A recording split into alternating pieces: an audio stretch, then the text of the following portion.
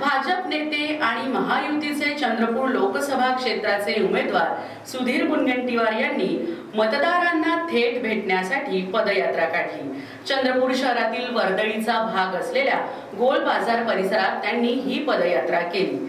येथील व्यावसायिकांना भेटत अभिवादन करीत समर्थकांचे स्वागत स्वीकारत त्यांनी आपला प्रचार केला।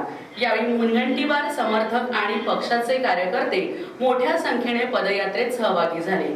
घोषणा देत जल्लोष करीत ही पदयात्रा संपूर्ण बाजार परिसरात फिरली। शहरातील हे महत्त्वाचे ठिकाण असून भाजी बाजार, किराणा दुकाने आणि इतर व्यावसायिक या भागात मोठ्या प्रमाणात आहेत। हा परिसर नागरिकांनी नेहमी गजबजलेला असतो, त्यामुळे लोकांशी आणि व्यावसायिकांशी थेट भेटण्यासाठी ही पदयात्रा काढण्यात आली। दरम्यान या संदर्भात भाजप उमेदवार सुधीर मुनगंटीवार यांनी लाईव्ह चंद्रपूरला दिलेली प्रतिक्रिया। साधारणतः 19 एप्रिलला होणाऱ्या मतदानासाठी जनतेला आवाहन करत, मतदारांना विनंती करत ही पदयात्रा कार्यकर्त्यांसोबत मी काढली। सर्वांना 19 तारखेला कमळ चिन्हाची बटन दाबावी अशी विनंती मी करतोय।